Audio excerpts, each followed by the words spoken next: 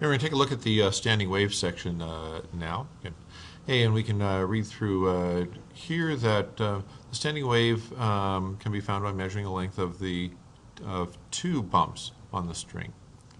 Hey, remember a wavelength is one complete cycle, a bump up and a bump down. We can end up seeing there are two bumps that equal a complete wavelength. Okay. The other thing you saw in both the reading and early in the sheet, okay, that the first harmonic only has one bump. What about the second harmonic? It'll follow pretty closely that that has two bumps. Okay, third harmonic has three bumps, and so on. Let's take a look at this. Hey, so which harmonic is shown in each of the strings? Well, I just count the number of bumps. You can probably see that this one has one bump. This one has two. Over here we have three, and over here we have four. Okay. Label the nodes and the antinodes on each of the standing waves. Hey, I'll limit that just a little bit. Okay, remember a node, like the way I like to think of this is a node has no motion. And the antinode is the other one. So let's take a look at this one. So we have a node here, another node here, another node here, and one last place it's not moving, another node here. Hey, the three antinodes, I'll point at each of these, the place where it has the largest amplitude. Put A for antinode there. Hey, how many wavelengths does each standing wave contain? Well, I'll use my idea that, okay, two bumps equals one wavelength. So I'll only count this one here. So 1, 2, 3. I have three bumps, and it takes two bumps per wavelength. So I must have 1.5 wavelengths here.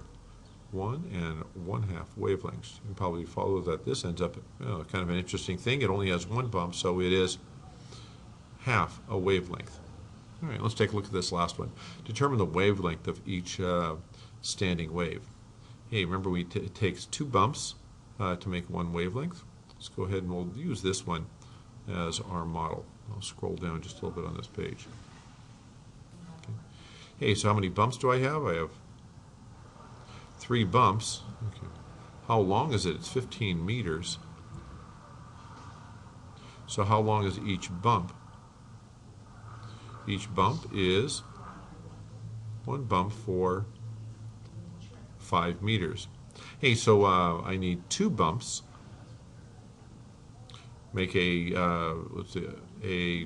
are our wavelengths? So two bumps times the 5 meters for each bump equals a 10-meter wavelength. Go ahead and follow that. You can probably figure it out for the other ones. And I think, oh, that didn't curve at all. Good.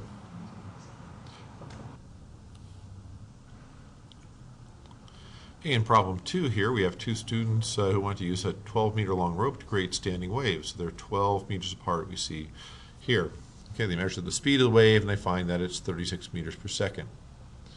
All right, and this information can be used to determine the frequency at which they must vibrate the rope to create each harmonic. Okay.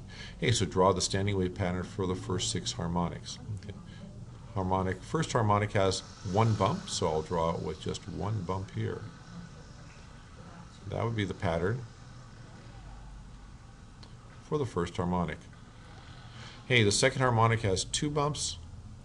Hey, this one's already drawn. 1, 2 bumps for the second harmonic. 3 is going to have 3 bumps. Divide this into thirds. So down, up, back down, and back up again. That's going to be my third harmonic. Okay, fourth, we'll have 4 bumps. I'll divide this into 4 parts. Just make it easier for me to draw it. Up, down, and back to here. Okay, that'll be the pattern. With fourth harmonic, and it's starting to get a little bit cluttered. I'll let you figure out 5th and 6th harmonics. Okay. Let's figure out this wavelength. We'll go back to the idea that 2 bumps equals 1 wavelength. Okay. Hey, so the first harmonic is just one big bump. How long is each bump? Okay, in this case, the bump is 12 meters long from here to here. Okay. 12 meters long. I need 2 of those, so 2 times 12 meters tells me in that case that the wavelength is 24 meters long. Okay. Next one, I think we can see there's 2 bumps in that 12 meter space, so the wavelength will be 12 meters. Let's take a look at 3. Okay. Hey, so I have a 12 meter space and I have 3 bumps. Each bump is 4 meters long. It takes 2 bumps for a wavelength. 2 times 4 meters tells me that it is 8 meters for the wavelength. Okay, so 4, let's go ahead. How long is each bump? 12 meters divided by 4 bumps tells us each bump is 3 meters long. It takes 2 bumps to make a wavelength equals 6 meters. Go ahead and apply that to the rest. Okay. Hey, our frequency. Let's take a look at our frequency. Hey, by our wave equation, we know that velocity is going to equal frequency times wavelength.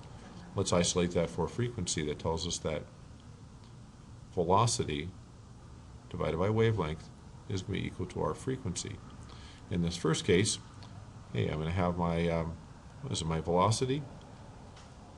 36 meters per second divided by 24 meters tells me that it is 1.5, and our unit for frequency, hertz.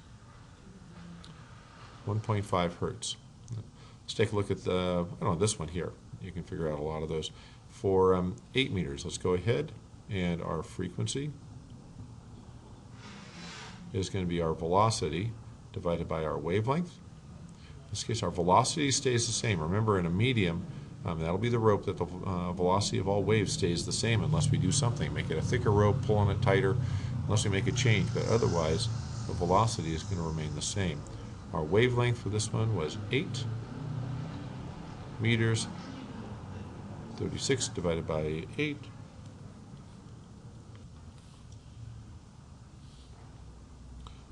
Am I recording? Yep, 4.5 hertz. Well, you go ahead and finish that out for the rest of the chart. But it does make sense that, remember, there is an inverse relationship between wavelength and frequency given something at the same speed. So you can probably see as the wavelength is getting shorter, the frequency is growing higher, an inverse relationship.